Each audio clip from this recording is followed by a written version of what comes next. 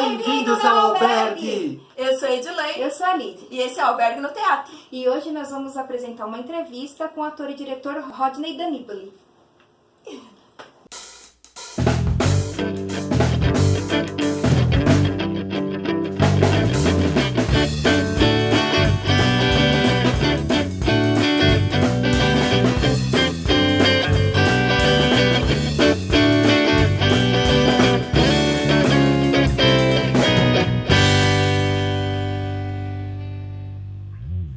Rodney, muito obrigada por você ter aceitado, ter vindo aqui, dedicar esse tempo pra gente. É muito, muito carinho mesmo por nós. A gente fica muito feliz. E a primeira pergunta que a gente quer saber é: qual a função do diretor? O diretor, a função dele é construir, né, o espetáculo, a peça teatral, desde o primeiro momento em que ele tem o contato com o texto, né, seja ele um texto que já existe, ou seja ele um texto construído por um autor ou por vários autores, coletivamente, fazer a construção, concebendo esse espetáculo para o palco, fazendo com que esse texto, essa história, né, que a ideia é contar essa história, fique viva no palco. E aí ele trabalha todo o seu conhecimento, sua bagagem, a sua técnica, o seu talento artístico, né, o seu potencial artístico, para conceber artisticamente essa história que vai ser contada, esse contexto no palco. Rodney, qual que é a função do teatro hoje na sociedade? Bom, eu acredito que o teatro ele tem a função de transformar, né, transformar os pensamentos, os comportamentos, as ideias. O intuito é que essas mudanças sejam sempre para melhor. É fazer com que as pessoas saiam transformadas do teatro, nem que seja um pouquinho, mas que elas saiam de lá com uma reflexão diferente daquela que elas já têm no seu dia a dia. Eu acho que ele tem muito esse potencial, o teatro, de transformar. Qual dramaturgo te inspira? Eu gosto muito do Bertolt Brecht, né? Eu acho que ele é a figura que mais representa essa transformação, porque todo o teatro que ele fazia e que hoje é muito conduzido por muitas companhias teatrais, seja no Brasil, seja no mundo, ele que trazia muito essa questão da transformação, da conscientização, de levar as pessoas à reflexão, mas não fugia da linguagem poética, né, do lírico, não fugia da linguagem dramática, não fugia também das questões muito humanas que também nos tocam. Que muitas vezes a gente fala de Brecht e pensa só que é teatro político. Mas o que é teatro político? É trabalhar todos os nossos anseios enquanto pessoas, né? Os nossos anseios, objetivos, metas, desejos. E o teatro de Brecht trabalhava tudo isso. Ele é uma figura que me inspira, não só ele, mas ele é uma figura que me inspira muito no teatro. Rodney, aproveitando que você falou da política, teatro e política necessariamente precisam andar juntos ou pode ser uma coisa independente da outra? Sim, eu acho que pode ser independente, porque teatro ele é uma arte que trabalha a expressão, né, de cada um. E muitas vezes a expressão da pessoa está ligada a outras questões, sejam elas afetivas, psicológicas, sensoriais. Então não precisa exatamente estar ligado à política. É que a política, num sentido mais amplo da palavra, ela engloba muita coisa que a gente acha que não está ligado, né? Por exemplo, política a gente acha que é somente aquilo que a gente fala no dia a dia relacionado aos problemas que nós temos e os nossos políticos. Mas não, né? A política é muito mais abrangente. Porém, você pode trabalhar teatro de uma maneira mais sentimental, mais emocional, mais psicológica. As histórias estão aí, né, de cada um para serem contadas, de grupos, de pessoas, de sociedades, de culturas. Então não precisa exatamente estar ligado à política, e sim ligado ao ser humano. Rodney, quando você está na função de diretor, você prefere que o ator venha com uma proposta pronta em relação a de figurino, maquiagem, tudo, ou você prefere ditar o que tem que ser feito? Eu prefiro que a construção seja feita em conjunto. Eu acho que o ator tem sim como função trazer a proposta do personagem que ele está trabalhando, até para mostrar que ele sabe o que ele está fazendo, ele entendeu o contexto da história. onde o personagem dele está inserido naquele contexto, em que momento, em que situação, o que ele representa naquele contexto. Então a construção que o ator traz, a proposta que o ator traz é muito importante. Mas ele tem que trabalhar em conjunto com o diretor, porque o diretor também tem que ajudar na lapidação dessa construção, na elucidação dessa construção. Então o trabalho, acredito eu, que tem que ser feito em conjunto, ator e diretor. Mas o ator trazer a proposta é imprescindível, senão o trabalho não anda, ou então o ator vira um bonequinho manipulado pelo diretor. Né? O diretor fala, olha, anda um pouco para cá, olha, põe peruca, olha, bota o figurino assim, e aí o ator não cria. Ele é um ser que vive apenas para reproduzir a criatividade de um outro. Ele não pensa, ele não faz, ele não realiza, ele não cria. Ele precisa criar. Faz parte da função do ator, né? Faz parte da função do ator. Por que você decidiu fazer teatro? Bom, essa pergunta... É assim, eu desde pequeno sempre quis ser muitas coisas. Quando a gente é pequeno, a gente quer ser muita coisa. Mas uma das coisas que eu queria ser era artista. Como eu tinha como referência muito forte a TV, eu queria ser um artista de TV. Com o passar dos anos, eu comecei a perceber que isso era muito difícil para mim. Eu não tinha nenhum artista na família, não tinha orientação para isso. Mas eu sentia sempre que eu tinha muita facilidade para falar em público, para apresentar os trabalhos nas escolas, né, verbalizar, de apresentar teatrinho. Toda vez que tinha teatrinho na escola, eu sempre queria fazer. Mas eu sempre achei isso uma coisa muito distante, a realização disso. Quando eu fui para a faculdade, que eu fui fazer educação artística, eu fui porque eu queria fazer comunicação, e aí eu não entrei na faculdade de comunicação, entrei na faculdade de educação artística.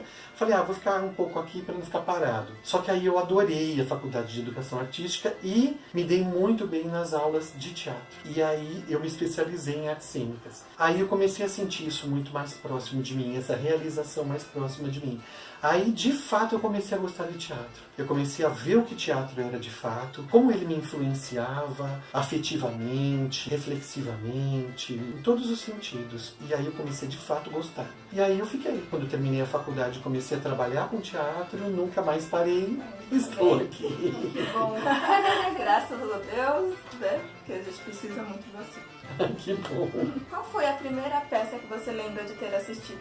Olha, a que eu lembro, não sei se foi a primeira, mas a que eu lembro se chamava Os Corujinhas. Olha, que fofo! Que era uma peça que a gente foi assistir com a escola. As corujinhas lá cantavam e tal. Era uma peça linda, linda, linda, linda. Aí o personagem veio, deu a mão pra mim. Aí aquilo foi... né? E é muito legal. Essas referências são boas pra gente entender o quanto a gente, quando tá fazendo teatro, até para as crianças, o quanto a gente tem esse poder de influenciar, de encantar. E eu lembro dessa peça, foi uma peça que me marcou muito, Os Corujinhas. Ai, que legal. De todos os trabalhos que você já fez, São muitos. qual que mais te enche de orgulho de ter feito?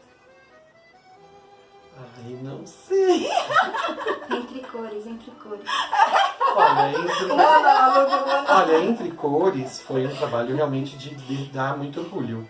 Porque eu, na verdade, mergulhei junto com vocês, né? Olha, eu posso dizer que tenha sido, sim, um trabalho que realmente me encheu muito de orgulho. Eu não sei dizer para vocês qual trabalho que me deu mais orgulho, porque como eu sempre trabalhei como ator e como diretor mais recentemente, né? Porque foi depois que eu entrei no ETA que eu realmente peguei isso como uma ferramenta, mas como ator eu fiz bastante coisa, então eu tenho esses dois lados. Agora, Entre Cores... Foi uma peça em que eu mergulhei muito junto com vocês. E vocês sabem disso por quê? Porque eu comecei a realmente ter um contato grande com a história na hora que a gente foi construindo. Vocês lembram que eu comecei a chorar em algumas cenas, assistindo, porque eu só consegui visualizar aquele texto na hora que estava na boca de vocês. Então, na verdade, aquela foi uma experiência realmente que me encheu de orgulho e foi muito tocante, porque para mim foi um desafio muito grande. Né? Foi um trabalho assim muito denso, era uma história que eu não conhecia, que vocês que me levaram a conhecer, era uma história muito densa, vocês tiveram que fazer uma adaptação enorme, né? Enorme, mas ao mesmo tempo ela não perdeu o teor, a sensibilidade, aquilo tudo durante a construção foi muito bonito. Eu me emocionava a cada dia que a gente ia ensaiando e o resultado realmente foi surpreendente. mas o resultado só saiu daquele jeito porque vocês encaravam aquele trabalho também. Na verdade, vocês trouxeram, né, essa garra, essa vontade de fazer aquela história, de contar aquela história. Então isso tudo fez com que aquele trabalho realmente me enchesse de orgulho. Então, Entre Cores, quem não assistiu vai ficar na vontade, mas foi lindo mesmo. Foi lindo. Lídia, acho que vale a pena você explicar o que era a peça Entre Cores, né? Entre Cores foi um monólogo que a gente apresentou pelo ETA, no núcleo de monólogo. Éramos 6 pessoas fazendo o mesmo monólogo, então, ser humano guerreiro. Nos dirigiu, a gente adaptou o livro A Menina que Roubava Livros para um monólogo de 40 minutos. Então eram 40 minutos ininterruptos mesmo, porque era muito texto, né? Foi muito texto. E ainda assim ficou lindo. Uns faziam e outros tinham que fazer a parte técnica. Então a gente se emocionava com um do outro, a gente se emocionou com o nosso próprio. E foi uma delícia. E todo mundo que fez quer voltar a fazer em algum momento. Então, a gente... Vamos amadurecer essa ideia. Não, e tinha gente que ficou prestando atenção na minha cara, né? Enquanto eu estava assistindo os monólogos. E eu ficava assim... Eu era realmente o artista admirando a obra, sabe? Ah, que lindo! Mas era muito bonito mesmo, era muito bonito. E vocês fizeram realmente por merecer aquele resultado incrível. Ah, gostei demais. Entre Cores foi o primeiro momento que a gente se conheceu, que a gente passou a trabalhar e virar amigos, né? E antes disso eu já conheci algumas obras suas, assim. Você tinha feito a adaptação do Romeu e Julieta, por exemplo, é a minha favorita.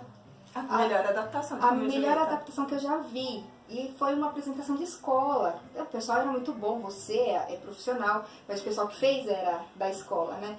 Do ETA. E foi uma coisa tão bonita, aquela carroça, as flores rosas. Dali já tinha uma admiração minha por você. Aí quando a gente foi trabalhar com Entre Cores, explodiu o nível, sabe? Passou a estratosfera. Como a pessoa pode ter essa sensibilidade? E você teve essa sensibilidade. Obrigado. Fico feliz de saber disso. Foi maravilhoso mesmo. Os detalhes, o cenário que foi composto, as ideias, todas foi sua, né? A gente passou a ideia da história, mas a concepção de cena foi totalmente sua. Então foi maravilhoso mesmo. Qual é a melhor e a pior parte de ser diretor de teatro? Ai, a melhor parte é quando você vê o trabalho lá no palco feito, um resultado bonito. Eu tive agora recentemente, né, 2 turmas no ETA que os resultados foram muito bacanas, né? Foi o Código da Vinci, ficou lindo, lindo, lindo, lindo. Eu fiquei muito feliz também. E o Apocalipse, que apesar do nome, a gente trabalhou a parte positiva da palavra Apocalipse, né? Foram 2 resultados muito bonitos. Mas, para chegar até ali, você passa por muitos perrengues, né? E eu acho que todo diretor passa por esses perrengues. Que é assim, é você conseguir ensaiar com um cronograma bem elaborado, seguir, né, de fato aquele cronograma, fazer aquilo que você idealizou, chegar no resultado que você idealizou, isso é muito difícil. A gente às vezes tem que ir abrindo mão de algumas coisas. Trabalhar com atores que de fato se permitem trabalhar, né? Não pessoas problemáticas, que às vezes você pega, né? Deus do céu.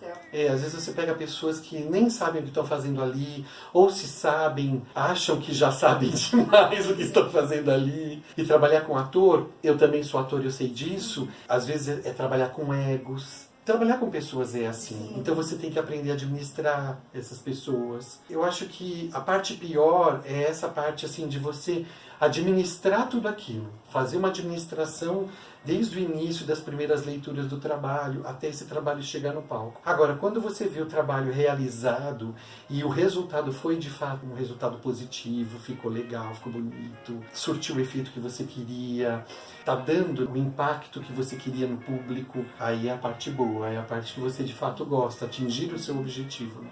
Quais são os seus projetos com relação ao teatro, principalmente para o próximo ano? Olha, eu tenho projeto já como ator. Ah, que bom. Como ator eu já estou engajado aí numa peça, mas eu sei que 2018 vai ser um ano que vão se abrir várias portas aí, vários canais aí de trabalho, então eu estou na expectativa. Mas como ator já tem aí um que está engrenado, que começou no final de 2017 e que agora em 2018 vai se concluir. Então esse já é um que eu estou já como ator. Tá. Você vai ficar em temporada? Vou. Assim seja. Aí então a gente já Assim avisa seja. aqui quando Aí tiver. eu vou avisar vocês, vou convidar vocês, e aí vocês divulgam aqui. Mas vai ser legal, viu? Acho que vai ser bem bacana. Eu só não sei se posso falar ainda, mas porque é uma companhia que me chamou, né? Mas assim que tiver, eu já mando pra vocês. Pode deixar que a gente divulga aqui. Você acredita em talento de ator?